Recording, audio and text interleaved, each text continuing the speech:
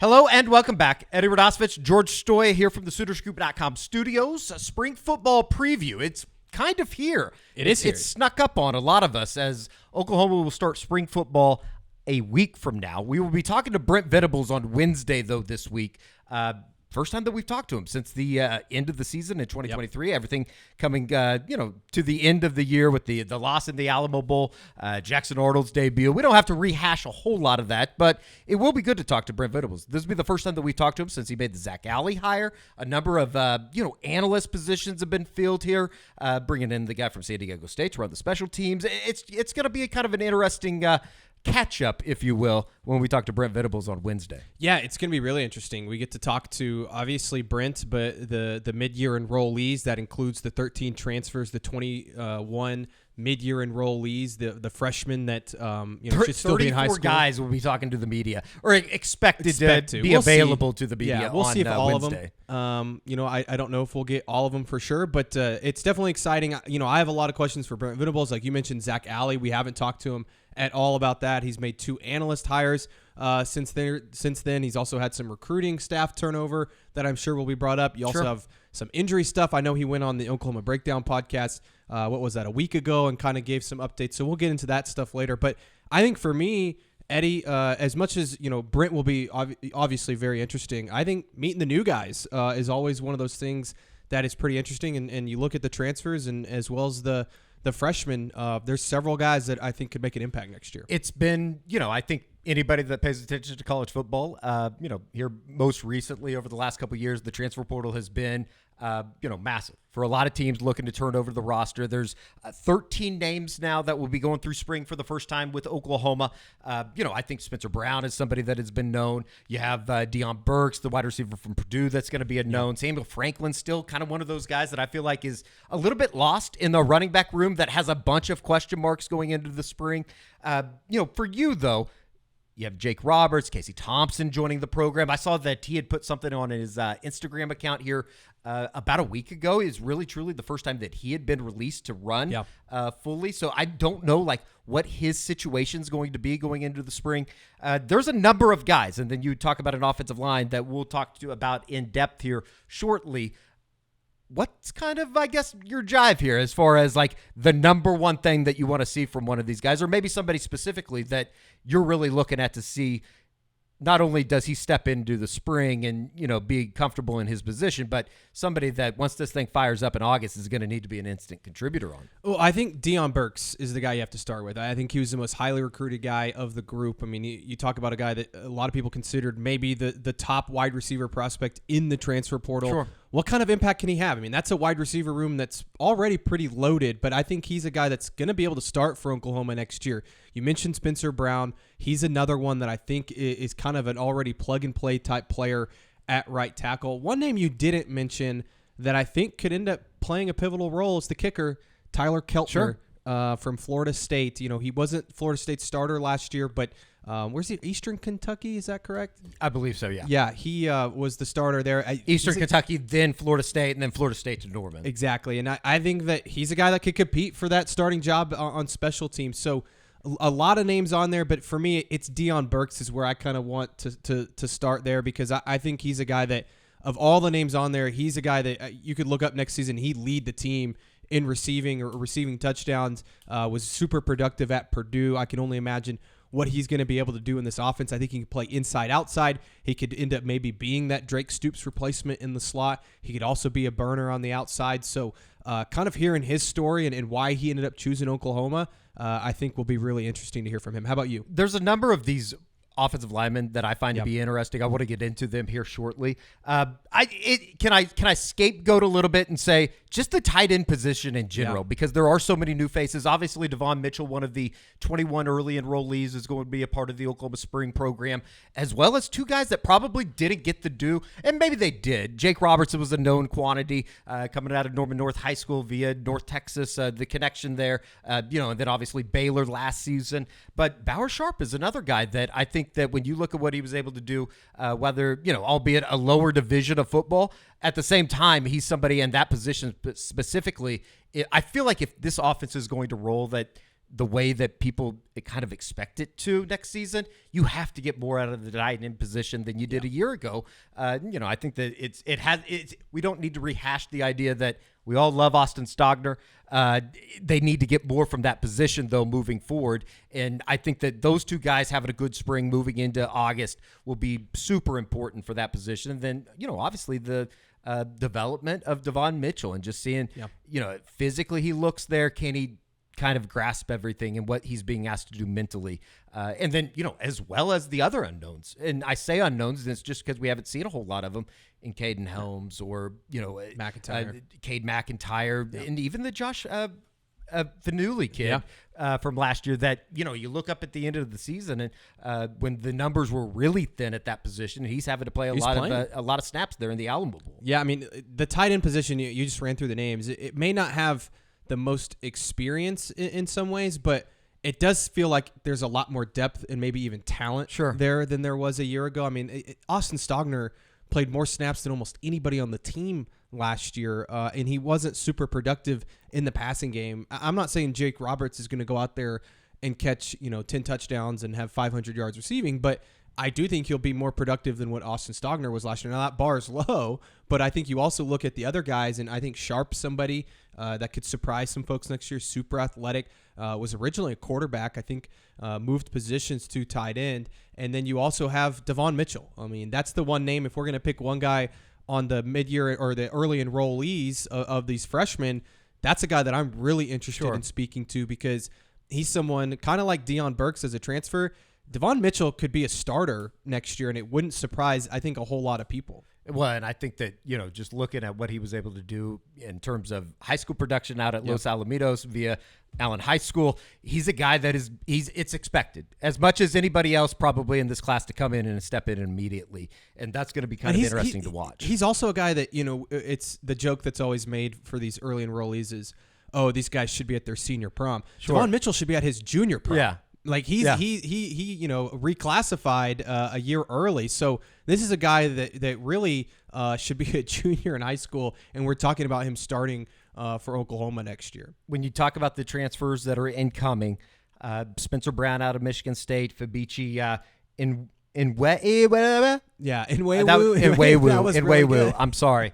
That is better pronunciation on George's part.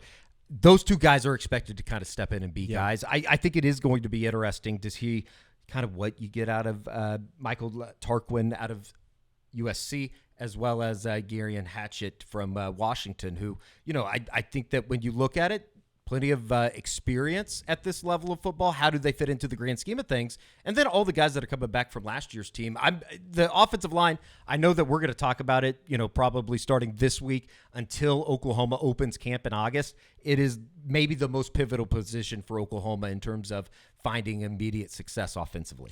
I think that's the biggest question mark, and we're going to get into some of the other storylines here for the spring, but how do they start to piece this together? And that's not to say they're going to walk out of spring and say, man, we know who our five is, but I do think you'll have a better feel of, okay, who's got some good chemistry, who's able to play, who's healthy. I think some of these guys are coming off some injuries. I think Spencer Brown, like I said earlier, you can kind of plug him in at right tackle. Very experienced, started the last couple years for Michigan State, has played some big boy football. Left tackle, you've got Jacob Sexton coming back. I think they feel really good about him. I would say you could probably go ahead and pencil him in at that left tackle spot. And then on the interior, I don't really know what they're going to do. I think a lot of people have already said Troy Everett, the transfer from last year at Appalachian State. We'll see. I think Josh Bates could really push for that job. And then the two guard spots, I think, are going to probably end up being transfers or true freshmen. I mean, you mentioned the two off the top. I think Fabici Nwewu from North Texas, he was a freshman All-American a couple years ago, played for Seth Littrell, was recruited by Seth Littrell, so obviously some comfortability there. And then you mentioned Hatchett. I think he's the other one that could really compete for that starting guard spot. The one that you don't know about just yet is Tarquin, just because he's played both tackle and guard in his career. He started his career at Florida, was recruited by Bill Beatenbow to Oklahoma to play guard or tackle. I wonder where they're going to pencil him in. He feels like kind of that swing guy that can kind of just play wherever you need him. Is he a starter? I'm not so sure. And then you've got a bunch of true freshmen that I think can really come in and play well. I mean, Eugene Brooks had a lot of hype coming in. He jumped a ton of spots in the on-3 rankings. I think Daniel Akinkume, his future is probably at tackle, but maybe he can play guard. One guy that's not an early enrollee, Eddie Pierre-Louis, coming in this summer, he physically looks like he's ready to maybe step in and play. So you wonder, can some of those freshmen start to make a push here this spring, maybe even this summer for one of those starting jobs, and maybe kind of be that Caden Green where, partway through the season, all of a sudden you look up and a Eugene Brooks is starting an OU Texas game or something like that. But that to me is the chemistry, the cohesion, that has to be built now, because you're talking about it replacing basically your entire starting offensive line, and it could end up being all transfers, or at least 4 of the 5 being transfers up front, which is a lot to ask for. You mentioned Josh Bates. It's going to be interesting to see the development of Logan Howland, who I know that we had saw last year just after practice and stuff going out there. He looks great. He always kind of looked the part, always was one of those guys getting a bunch of after practice reps, as well as Heath Ozida, who I think a lot of people forget was a freshman a year ago. And you talk to people around the program, and I know that Josh has talked about him quite a bit here on the SoonerScoop.com YouTube page, seem to be growing a lot of gaining interest or a lot of attention here coming out of the bowl season, that he was somebody that had really turned some heads. And I think those guys you mentioned, this is a huge spring for them, because Bill Bedenbaugh can go, okay, we have the depth. We feel good about a Logan Howland backing up Jacob Sexton at left tackle, or a Heath Ozada backing up at guard, or maybe even starting at guard, and then you can have one of those transfers be a backup. But I think you're going to know coming out of the spring how they feel about that, because the spring transfer portal opens up, and it would not be a shock if Oklahoma tries to go out and add at least 1, maybe 2 more guys on the offensive line just for depth's sake. And so I think that's why this spring, for those guys in particular, we mentioned some of those true freshmen, Eugene Brooks, Daniel Akinkume. I mean, those guys, you can expect a lot from them, but it's going to be hard for them to adjust. I mean, it always is, especially under Bill Bedenbaugh as a freshman. But now for those other guys, it's time for them to step up. I mean, they're going to have to be relied on next year. And so I think you'll know kind of how they feel about that offensive line group once the spring transfer portal opens up, which I think, is it May 1st that opens up? May 1st I don't know off the top of my head, but that would sound about right. It would be like just about by the end or the beginning of what should be the end of everybody's spring football session. Yeah, I think it's around then. One more name on the offensive line that I feel like is a big spring for him, and a guy that another guy that Josh McCuistion has been really high on, entering his 3rd now spring at Oklahoma, Jake Taylor. What ends up happening with Jake Taylor here is going to be super interesting, not just for this year, but maybe the future of what he is here at Norman. Yeah, I know there's been talk about, is he a tackle? Is he a guard? I think last year they had him primarily playing out at right tackle. I think that Josh and I have both agreed that we think he's a guard, and we talk about that interior offensive line. What are they going to do there? You wonder, do they slide him back down to guard? I know that I think he originally started there his freshman year in terms of where he was working at most. So he's another name. Again, we mentioned all those guys. This is a huge spring for him. He's a guy that maybe if spring doesn't go well, maybe he enters the transfer portal. You never know with these guys in the spring portal. But I think he's another guy that you look up and all of a sudden it's week 4 and he's being called on to come in. A couple of housekeeping items, because I think this kind of leads into the defensive tackle position that is going to be super important, and particularly when you're talking about some of these early enrollees that we're going to talk to for the first time on Wednesday. It was discussed at the top. You had mentioned it. Gabe Eichert, Teddy Lehman had Brent Venables on the Oklahoma Breakdown last week, and really we started to get a little bit better of an idea of who's in, who's out, just in terms of a health report going into the spring. Justin Harrington, still waiting on his waiver from the NCAA for the extra year of eligibility. I have no idea how they continue to wade through those waters. It would seem pretty cut and dry. The guy got hurt. He missed the season. He should get his eligibility back.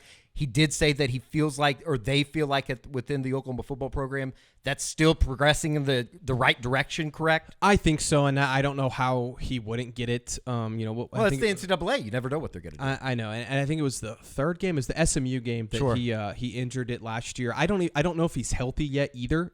So even if he did have his waiver, I don't know if he'd be going through spring practice just because he's still recovering from an ACL injury, which can always take some time, and he has torn his ACL, I think, twice now. So it's one of those things that's going to take some time. But I do think he'll get it. It just might take some time. I still just I don't know how the understand process works. I mean, I don't Alan know how Bowman got his. it seemed almost immediate. Yeah, I mean, right after the season. So I'm not sure why it's taking so long. And it's also one of those deals that we could meet with Brent tomorrow. He's like, yeah, we heard about it on Monday this week. So I think it's basically just a waiting of word from the NCAA if he's going to get that year. But still feel pretty good that that is going to be granted. Gentry Williams, quarterback, will be out for the spring. He had labrum surgery, and I think that maybe the most important thing for Gentry is just being completely healthy. Look, we know how good Gentry Williams is, right? There's no question that he's a talented football player. When he's healthy, he was one of OU's best defensive players last year. So I think the biggest thing for him is, get that surgery out of the way, which clearly, he was laboring at the end of the season. I mean, he was trying to play through it and he just couldn't. So just let him kind of just relax. I think, obviously you want him to stay in shape, and I'm sure he is, but I don't think he needs to be taking any hits this spring. Dasan McCullough also, he's expected to go for spring, but Brent did disclose that he has missed most of winter workouts with a little bit of a cleanup issue. Is that kind of how to characterize it? Yeah, I think they cleaned some stuff out of his knee, just had a knee scope, which is pretty, normal stuff.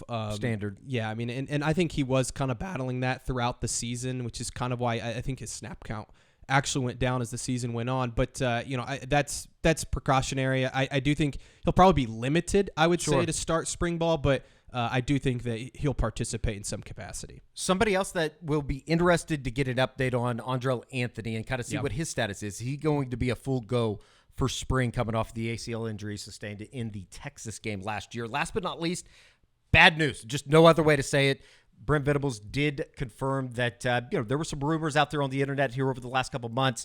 Jacob Lacey has medically retired, and that kind of leads into our next conversation. Not only are you missing a guy that, I think it was a win when he decided that he was going to come back for the extra year of eligibility alongside DJ Terry, that the defensive tackle position is certainly star-studded in the early enrollee section with Nigel Smith and Jaden Jackson and obviously David Stone, but you have to have a bunch of these guys. It's good that you're getting them in during the spring, but you're going to probably be asking some of these guys to give instant contribution come next season. Let's talk a little bit about the early enrollees just in terms of what they do, but I also want to say Grayson Halton's a big spring for him if he wants to start developing somebody, that I think has shown flashes from time to time. Like, I think that there is still positive momentum in terms of what he can be for Oklahoma defensive line-wise.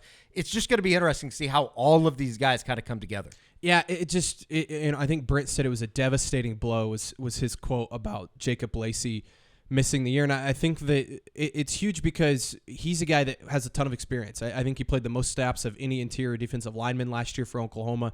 Look, his stats aren't going to jump off the page, but he played a really important role for this team. I mean, he had the huge sack against Texas that everybody remembers that made them have to kick a field goal late in that game instead of going down and scoring a touchdown or running out the clock. I think that he was really steady in the run game, wasn't somebody who was going to get blown off the ball. And again, like I said, when you have a really young group that's coming in, you want as much experience as possible to kind of show them how it's supposed to be done. And you still bring back DJ Terry, who I think towards the, by the end of the season, he was really their best interior defensive lineman, him and Isaiah Coe, along with Jacob Lacey. I think that's a huge help. But losing Lacey is obviously a blow. Like you said, though, you get Grayson Halton back, who, last year at the beginning of the year, he was kind of in that rotation. And then it kind of, went from a six-man to a five-man rotation up front, and he was kind of the odd man left out. Grayson Halton could compete for a starting job. I mean, he's one of the more experienced guys now in that room alongside DJ Terry. You still have Marcus Strong is back. Ashton Sanders, another guy that's been with the program for a while. So you've got a couple other guys that just haven't played a ton. I think you look at this class that's coming in, and you're going to have to rely on a David Stone or a Jaden Jackson to come in and play a little bit. I'm not saying they need to be starters or they need to be world beaters and freshman All-Americans, but you're going to have to see those guys come out and maybe make an impact. And, Jaden Jackson's the one that I think is a little underrated. Sure. And part of that's because he's David Stone's teammate, and David Stone's the 5-star coming in, local kid from Oklahoma. Everybody knows the name. But watch out for Jaden Jackson. We watched him out there at Alamo Bowl practices, and he certainly looked fit the part. Yeah, I mean, he didn't look like a high school football player. So I would not be shocked if he's somebody that ends up really contributing next year, as well as David Stone. I mean, I'm buying the David Stone hype. I think he's somebody that can play for Oklahoma next year. I do think he needs to put on a little bit of weight if he wants to play interiorly next year, but I think they'll find a role for him as well as Jada Jackson. Let it not be forgotten, Jacob Lacey does make that sack against Texas in the fourth quarter. I don't know if they ever even get the ball back. I know. And he was in, and I think also too, Eddie, kind of one of those unsung heroes that maybe the impacts, it's not going to be felt. His departure or his medical retirement isn't going to be felt until it is. And then you're like, okay, who's going to be a guy that's going to consistently make plays? And I think he was a leader. And I know some people might roll their eyes and be like, okay, what does that really mean? But I do think it means a lot when you're talking about a young group. Exactly. And I think he was a vocal guy. I think he really started to fill his that void there on the defensive line, especially starting this offseason. I had heard that, he had been one of the, more vocal guys on the team during winter workouts. So I hope he gets to stick around the program. I know he's also been working on his MBA and actually has a really sweet gig lined up with Chick-fil-A. That's awesome. He got an internship last summer and worked up in corporate for Chick-fil-A, and I think that he's got a job offer to do that. So good for him for life after football. But don't have to work on Sundays either. Exactly. There you go. But I do think that he's got a bright future ahead of him. It just sucks that his football career has to end this early. I think if there was anything that we could ask of DeMarco Murray, it would be probably a pretty obvious question, and that is what the hell happened to Javonte Barnes in 2023? Yeah. The running back room is going to be kind of interesting going into the spring. Should be noted, Taylor Tatum, the number one running back in the country out of Longview, Texas, not with the program yet. He's going to finish his high school baseball season, also a dual sport guy, going to play baseball here at Oklahoma.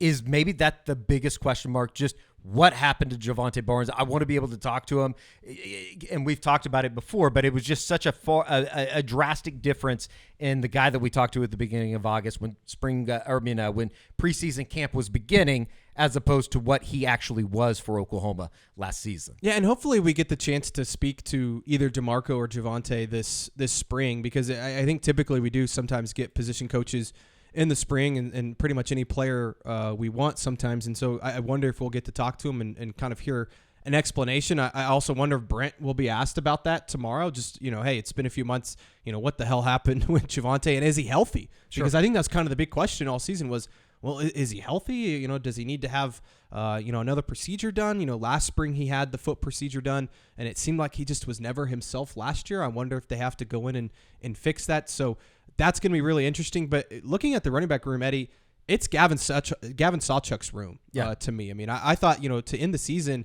I didn't realize, he had 5 straight games of over 100 yards rushing, really came on late, was running the ball well. It seemed like they really just kind of figured out the running game later in the season. But that's a guy that I think you're going to see kind of take on that leadership role in that room and kind of lead the pack. Is he going to be the most dynamic guy? Maybe not. I think Taylor Tatum's a guy that can come in and play right away, even though he's not here in the spring. You look at Samuel Franklin. He's actually been their most healthy guy in terms of somebody that's actually made it a full season. I know it wasn't, this high of football, but I do think that he's somebody that can do a lot of different things, kind of be maybe a third down back and maybe even compete for a job in that room. But right now it's Gavin Sawchuk's room. And I think if Javonte can be healthy, we all think he can be a very good football player, maybe even their best running back in that room. Well, and it's something that we have mentioned. It feels like every time Samuel Franklin's name comes up is you look at, he played FCS ball, whatever. But at the same time, he was a guy that was identified rather early by DeMarco Murray. He was up for the Walter Payton Award, the FCS Heisman Trophy. Exactly. I mean, he was no slouch at that level. I mean, he was really good, really productive, very consistent, and like I said, stayed healthy. Yeah. And I get it. It's different playing FCS level and then going and playing 12-game SEC schedule. But if he's a guy that can come in for even half the season and give you some meaningful yards and some meaningful carries, then it's worth it. I think one of the things that we do when we do go, are allowed to go out to practice for some of the viewing sessions here during the spring, I usually spend a lot of time with the quarterbacks, and that thing is going to look much, much different than it has in the past. Obviously, Jackson Arnold, the era began during the Alamo Bowl practices. We saw the Alamo Bowl. He's now going to be joined by 2 new freshmen, as well as Casey Thompson. And we'll see again what his situation is going to be and how much he's going to be able to participate. But, with Zerberg and Hawkins both, it is going to be interesting just to see the two new faces out there when we're able to get out to practice. And I think that's going to be kind of a battle, right? You look at Casey Thompson's, I would assume, going to be the backup quarterback given his experience, and he's a good football player. I think people forget that he was really good at Texas before he ended up transferring. But I think Michael Hawkins and Zerberg are going to kind of battle for, who's going to be that next guy. And, in today's world of the transfer portal, the reality is one of those two is probably going to be in the portal next year. The crazy thing about Brendan Zerberg is I feel like out of all of the quote-unquote scholarship quarterbacks that Oklahoma's brought in here over the last couple of years, we probably know the least about him. Yeah. I mean, we know that Michael Hawkins, he led his high school team to a state semifinal appearance, had an exceptional season at one of the top levels of high school football in the state of Texas. Yeah. For Brendan Zerberg, outside of just seeing some of the numbers and catching up with him on one of the signing day preview shows or the signing day show that we did back in December, there's a whole lot of unknown. I think he's more athletic than people give him credit for. I know Josh has talked a lot about that. So getting to see him out there kind of move around, throw the football even. I want to see, what kind of spiral does he throw. We've seen Michael Hawkins throw, and he throws a good ball. But kind of just seeing those guys move around and, unfortunately, we won't get to see them scrimmage or anything like that until the spring game. But even the spring game, I think that you're going to be able to tell. That we know of. Maybe we could just sneak over there? Well, I don't know about sneak in, but maybe what if we just flew over the stadium? We get a drone. For a time period. We should just get a drone over there. But it will be fun. I think the spring game, that's one thing. Are we going to see a ton of Jackson Arnold in the spring game? I don't think so. We'll probably see a few series out of them. But then it's going to be the Michael Hawkins and Brendan Zerberg show kind of going at it. And I think that'll be fun to watch. But I think more so Casey Thompson, getting to hear from him, I think, on Wednesday will be super cool. I know talking to his dad a while back, this is a dream come true for him to get to play where his dad played, where his brother played. And it's kind of that awkward situation where, he played at Texas and now he's at Oklahoma and he's taken on a role that, I think a lot of people wouldn't take. He could have stuck at Florida Atlantic or gone to another Group of 5 school or even gone pro and maybe get to play somewhere where he decided he wanted to come to Oklahoma and just be the backup and kind of serve in a different role. And I'm telling you, there's going to come a point next season, Eddie, that he's going to have to play a meaningful snap. And I think Oklahoma is going to be lucky to have him. This isn't a Davis Bevel situation, right? I don't know why you would wish ill. I'm not wishing that against anybody. Maybe I'm totally wrong, but we've seen it before. It's important. It's important. You need somebody back there. Look at the last 2 years. You know, Dylan Gabriel goes down in the TCU game. All of a sudden, you have Davis Bevel in the OU Texas game. How about last year? Dylan Gabriel goes down at halftime. Jackson Arnold has to come in against BYU. So the odds are that Casey Thompson is going to have to play, maybe not a ton, but at some point he might have to play a few snaps. It's known that Jackson Arnold, it's his team. I think that we went through this a little bit during December when they were going through the Alamo Bowl stuff. In terms of what you want to see from Jackson here during the spring, is there a bunch of boxes that need to be checked, or is it just making sure that he seemed comfortable when we talked to him a year ago? It's maybe a little bit different, maybe a little bit more real that you're into 2024 now and the move to the SEC and everything that's coming with it.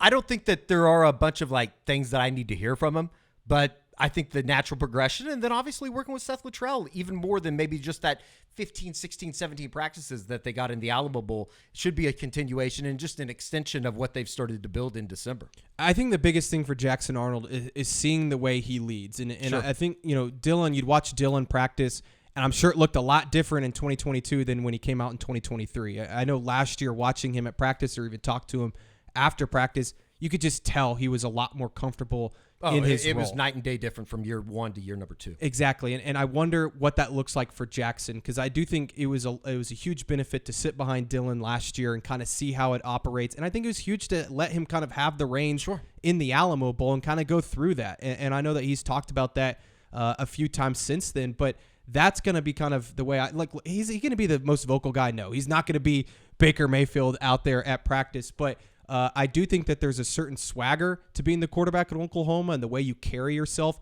at practice. That's going to be really interesting. And like you said, how does he work with Seth Luttrell? What does this offense look like? I think that's another huge question for this group is we don't really know what it looks like because they ran Jeff Lebby's offense in the bowl game.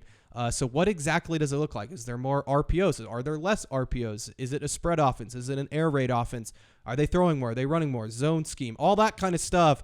How Jackson Arnold fits in that offense, I think, is going to be really intriguing because, coming out of high school, he ran pretty much the same system that Jeff Lebby ran in Oklahoma. This is going to be a little bit different. How does Seth Littrell kind of tailor his offense to Jackson Arnold? I think it's going to be really intriguing to watch. And look, we probably won't have that answer at the end of spring. Sure. Because they're not going to show a lot in the spring game. But I do think just seeing how comfortable he is working with Seth Littrell will have a better picture of that, come the end of April. I don't know if there are two just polar opposite representations of the way that a player can lead a team than what Oklahoma fans saw from the in between 17 and 18, the passing of the torch from Baker Mayfield to Kyler Murray. And there's different ways to do it. That's what I'm saying. Yeah, and I think it's going to be kind of interesting to see which side of I think I know which side of the coin Jackson Arnold's going to be on, a little bit closer to the Kyler Murray side of things in the way that he leads a team. But I don't know. We might not see anybody more boisterous than Baker Mayfield. Well, and I think but at the same time, there was a certain level of confidence both those guys had. They both were. Right. Kyler Murray didn't really talk about his confidence. He just kind of let his play do it. And then when you talk to him, you're like, okay, this guy's definition of fig jam. Yes. And then Baker let everybody know how he felt. I think Jackson's probably going to be somewhere in between. I think to play at the University of Oklahoma and be the quarterback, be the starting quarterback, you have to have a certain level of confidence in your play and your abilities. And we've seen him throw the football. He definitely has the talent to do that. Now it's about, embracing that position, knowing that you are the guy, and taking on those expectations. Because let's face it, it's been a while since somebody's had these kind of expectations at quarterback that Jackson Arnold does. I mean, there's people talking about him competing for a Heisman Trophy. I wouldn't go that far just yet. Like let's let the kid have a few games under his belt. But I do think that he can reach. He has that potential, and I think it's going to be really interesting to see how does he embrace that. Just kind of comes with the territory when you're the quarterback at Oklahoma. In terms of leadership, I think it's probably pretty hard to not talk about the defensive side of the football and not start at maybe the most deep group, just in terms of guys that have consistently been able to get it done. Linebacker position started with Danny Stutzman. I think that there is it's almost a bucket or bust. I know that's completely unfair to Danny, but he would probably agree that, as good as he's been here over the last 3 years, coming back, leading this defense, you would think with what they have on paper, it's going to be one of the better defenses Oklahoma's put on the field in the last decade. Definitely, first team all SEC type linebacker. I would be pretty shocked if he ended up not, getting that nod, and maybe even, preseason and postseason this year. So I think that this could be a huge year for him. He opts to come back. He could have easily gone out and been a second, third, draft pick this next year, but decides to come back. We'll see how much he can improve his stock. But in terms of what he means to this Oklahoma football team, I think he means a lot.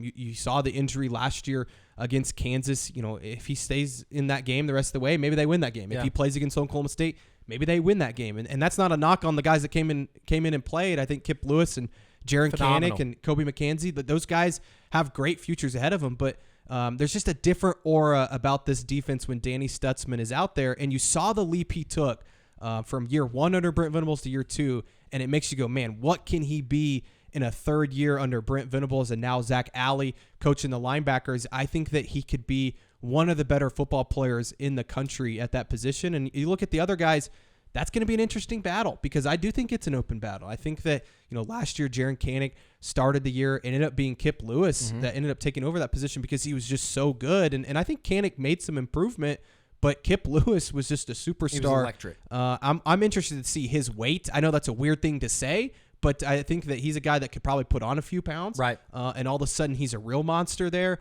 The other one that kind of gets left out that I thought played really well, Kobe McKenzie. Yeah. Where does he kind of fit into this? And what does Oklahoma run defensively, maybe to get three linebackers out there instead of just two at a time? I know that they did some of that in the bowl game where they had three middle linebackers out there. I wouldn't be shocked if we see some different schemes to get some of those playmakers out there. We're not too far removed, George, from looking back in December and thinking there's so many bodies at the linebacker position. Maybe one of these guys ends up looking elsewhere. And they all stuck around.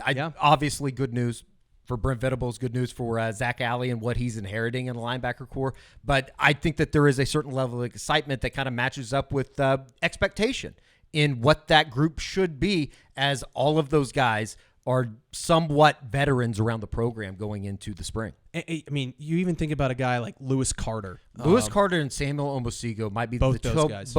They might be two of the most interesting names going into the spring, just in terms of there is so much excitement for them coming out of their freshman season.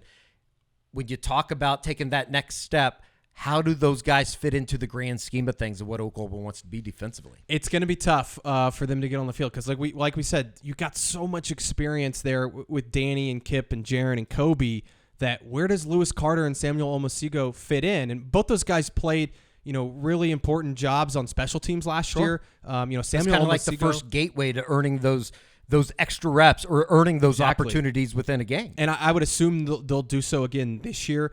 But Samuel Omosigo, I thought it was interesting on the Oklahoma Breakdown. Brent Venables mentioned he's going to move inside a little bit. Last year, he's playing some cheetah, and he actually, when Deshaun got hurt, Samuel Omosigo was the guy that came in and played some cheetah along with Kendall Dolby. So I wouldn't be shocked if we see him kind of play some different positions. He's a big guy. Lewis Carter, not as big of a guy in terms of height, but man, he's stocky and he gets after it. Real physical guy. One of the stronger players I think on the team. So. What do they do this spring? I think it's kind of like what we mentioned in the offensive line. It's a big year for them. Can they kind of find their way into maybe not finding a starting role, but maybe all of a sudden they are the backup. Maybe they are somebody that they feel comfortable throwing out there in a big game to make a play. And they have it's crazy how far that linebacker room has come in just a few years. And really, it's a testament to Brent Venables and the way they've recruited, because it was just a few years ago that you had Kenneth Murray and Curtis Bolton, and no one else. Yeah. Behind them, and you were moving, safeties to linebacker and all of that stuff. Should be noted. Both those guys are still playing in the NFL. Kenneth Murray obviously having a really good career with the Chargers. Yeah, but behind those guys, there was nothing. There was nothing, and now all of a sudden you feel like you're 5 or 6 guys deep. Yeah, it is really, really good news. You talk about depth, the quarterback position as well as the safety position. If you hadn't caught it yet, Woody Washington has joined the family business, I believe, about 2 weeks ago. Yeah. Talking with Isaac Stoops as well as Joe Castiglione Jr., just in terms of, kind of what he sees, as he was one of the 8 guys, including Jacob Lacey, that made the announcement to come back this season for Oklahoma, joined the party in the SEC. Ethan Downs, Billy Bowman, Danny Stutzman, DJ Terry, Jacob Lacey, Woody Washington, Jalil Farouk, and then Trace Ford, who we often forget about, just in terms of coming back with a bunch of experience. When you talk about the cornerback position, and you saw what Jay Valai was able to do a year ago, it seems like that's one of those positions, and they add Des Malone from San Diego State, as well as Jocelyn Malaska from Utah as a preferred walk-on to the program, former Bethany product. It seems like there's a bunch of guys there, because I know that we're both really high on Jacoby Johnson as well. It's going to be interesting to see how it works out. It's fascinating, isn't it? Yeah, because remember last year and what the talk was all through August, Josiah Wagner. Yep. And then, he obviously had his own fair share of injuries that kept him off the field as a freshman. It's just the whole thing I find to be completely interesting, and especially with 2 incumbents in Gentry Williams, who obviously, as we mentioned, is going to be out for spring, and Woody Washington, who just seems like is a guy that is going to be around the program for the next 8 years. And don't forget about Makari Vickers. Sure. He was playing a lot, and then he got injured, I think, late in the season as well. So it's a very deep room, and I think all those jobs are open. I think everybody just assumes Woody Washington's going to start, and I'm in that camp too. But he mentioned on the family business he's going to try and play multiple positions. I wouldn't be shocked if he moves some to nickel. Yeah. I don't think he'll play that cheetah position. But say it's 3rd and long, you want you want to have 5 or 6 defensive backs out there, and you want your 5 or 6 best. You move him to nickel. You bring in a Jacoby Johnson. You have Gentry Williams out there. Maybe you have a Des Malone. Guys that you feel really comfortable about in coverage. It gives Oklahoma a lot of options. And so what do those battles look like? I think Jacoby Johnson, like you said, that's really a name to watch this spring. I think he's going to stand out. I know that he's tested really well in the winter, has been really good in winter workouts. He's a dynamic player. He was playing more and more as the season went on. Another guy that played a key role in special teams last year. I think you're going to see his role increase. And then what does Des Malone look like? Sure. He's a big body guy, I think 6'3", 200-something pounds at corner, super lengthy guy, played really well at San Diego State. So can he come in and compete for a job? And we mentioned Gentry being out for the spring. Does that open up a spot for somebody else to come in and maybe steal it? I still feel really good about Gentry Williams starting next year, but if he can't stay healthy, who can maybe step up. And one guy we haven't mentioned, Eddie, that played a lot for Oklahoma last year, Kenai Walker. Can he take another big step at corner? So another embarrassment of riches for Oklahoma there at corner. 3 of the early enrollees starting out at quarterback: Jeremiah Newcomb out of Arizona, Devon Jordan just up the street up in Tulsa from Union High School, and a guy that was mentioned that probably should be no surprise because I think there's some pretty good genes that run into his family. Woody Washington mentioned that Eli Bowen, the younger brother of Peyton Bowen, as one of the guys that has really impressed him during the winter workouts. I mean, the football IQ for those guys is pretty much through the roof. I mean, just talking to Peyton, I know that I'm sure Eli's the same way. Those guys just understand football. And I don't know how much Eli will be able to contribute next season. Maybe he's a special teams guy, but he sticks around. He keeps working at it. I'm sure that he'll eventually be a contributor. But Peyton's the one that you look at that other safety spot next to Billy Bowman. You want to pencil in Peyton Bowen. We'll see. Last year him and Billy Bowman kind of played the same position, back there. So I wonder if they move him to the other safety spot. I know that Robert Spears Jennings is a guy that Brent Venables loves and really came in and played well late in the year. Last year came in the Bedlam game and played really well. So, another position at safety that I really like some of the young guys they've got coming in. Michael Boganowski, someone that we went and watched in Kansas. I think that he's somebody that his name's going to come up a lot this spring. So safety's another spot that kind of like corner. They've got a lot of guys, maybe not as much experience there as they do at corner. And I wouldn't be shocked to see Woody Washington play some safety as well. He mentioned that on the family business too. So, but I do think that they have a lot of talent back there for Brandon Hall. Yeah, Brandon Hall and Jay Valai have obviously done a really good job of stocking both of their rooms. One of the guys that we often forget about that missed a majority of the season a year ago that I think that Josh was pretty high on coming out of high school, another Union product, Jaden Rowe. Yeah. Like, how does he fit into the entire scheme of things? Because I think he was a guy that certainly has been forgotten by a lot of people. Extremely excited about Robert Spears Jennings as well. Yeah, I mean, Jaden Rowe is you watch him out there, he's super athletic, a guy that I think that they physically could play. Looks different even than some of the cornerbacks that have already transformed their bodies. And he's a guy that I think they've kind of played all over the place. I know he's worked at some cheetah, he's worked at corner a little bit, he's worked at safety, of course. And so I wonder what position is he even at. And he was a guy that I think a lot of us thought might just enter the portal, maybe needs a fresh start. But he's again sticking around. We'll see what he does this spring. I don't know how healthy he is. He went through an injury last year. I can't remember. I think it was some sort of leg injury. I want to say it was a groin injury. Yes. Ended up nagging him. That sounds about right. Also, one guy we forgot to mention earlier with the linebacker group that I don't think will be going through spring, but is working his way back. Phil Paciotti. Yeah, 100%. And I know a lot of people were high on him. Again, kind of in that same group as Lewis Carter and Samuel Omasigo. He's a big dude. I mean, he's one that definitely sticks out. Yeah, I mean, he looks the part. So I wonder if we'll get to see him at all this spring. We'll see how much James Nesta is able to get over from baseball as well. I feel like we've gone through the entire roster. We have somewhat. Here, we'll end kind of here. We'll kind of wrap things up as Oklahoma heads into spring ball. Is there really anything that can really truly are you gonna walk out of? I don't want to necessarily say the spring game, but are you gonna walk out when everything gets closed down for the summer and say, I learned this in spring and I'm thinking about this team differently because? I don't think so. Yeah, I think you obviously want to avoid massive injuries. Yeah, that's a known. That's an understood. You want to feel good about the offensive line depth, and I that's going to consistently be a story until they prove us otherwise, right? And so I think that you want to walk out of there and say, okay, man, they feel really good about Spencer Brown, and they feel really good about Fabici Nwewu and Hatchett or Tarquin or whoever it may be. You want to hear the behind the scenes. Hey man, Joshua Bates is really killing it out at spring. Like that would be stuff that you go, okay, well if they can get a couple of those guys to step up, then you feel really good about it. Another guy too. I mean that maybe if you hear about him, that we didn't really talk about the defensive end group. R. Mason Thomas, what does he look like healthy? He was not healthy at all last year, dealing with some ankle problems. Finally came on at the end of the season. Yeah, he flashed a little bit, and you're like, okay, that's what he looks like if he's healthy. He was a guy that we heard all about last spring and fall before he got hurt, being their best pass rusher. What does he look like? Caden Woolard, the transfer from Miami, Ohio, what does he look like out there? PJ Atabare, that's a guy that I think everybody thought was going to be a little bit more of a contributor last year. Now all of a sudden you have the time and space to maybe step up and be a guy in that group. They want to put some weight on him. I think Brent said they want to get him up to about 265. He's around 250 right now. So can he put on that weight this spring and then into the summer? and be that guy that, again, somebody that looks like a freak out there, but can he put it together on the field? No doubt. It's going to be kind of fun. I think that there is so much unknown going into the spring, and not necessarily unknown. Maybe it would be characterized better as just general excitement about what's to come when we get to August or when you get to July and it's official and OU's part of the SEC, all that kind of stuff.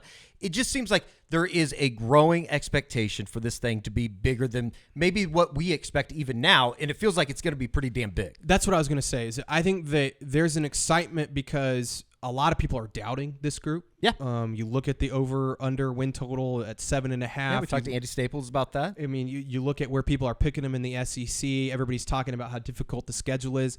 I think there's quiet optimism around the program that, hey, if these group of guys, these young guys, they feel really good about the guys they're bringing in from the portal, can step up and be the guys we think they can be, then maybe Oklahoma is better than what a lot of people outside of Norman are thinking. I think that's the excitement is, man, like OU could maybe prove some people wrong if all of a sudden Jackson Arnold is the quarterback everybody thinks he can be, if Deion Burks is that X factor at wide receiver, if PJ Adebawore can be, the edge rusher that everybody's seen, if Danny Stutzman can be a Butkus Award finalist, all of a sudden you are talking about an Oklahoma team that can compete in the SEC and maybe sneak into the college football playoff. It's going to be an exciting month with spring ball starting. We're into the final week of the regular season for the OU men's basketball team. They take on Cincinnati Tuesday night. Got the season finale for the regular season coming up on Saturday down in Austin at the Moody Center, and then on into Kansas City, where Oklahoma women's team, the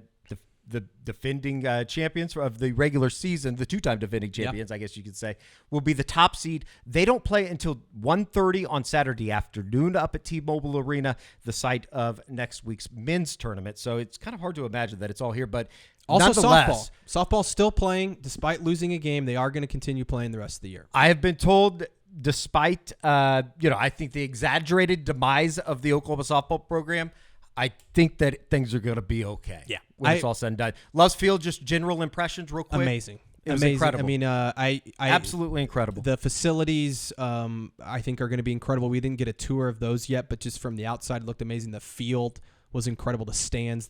I think the fan, atmosphere is going to be pretty electric come, regionals and super regionals, or when I think Oklahoma State comes to town this year. Social media right now. You sure they're going to host? Yes, I'm pretty positive. I think that's probably the case.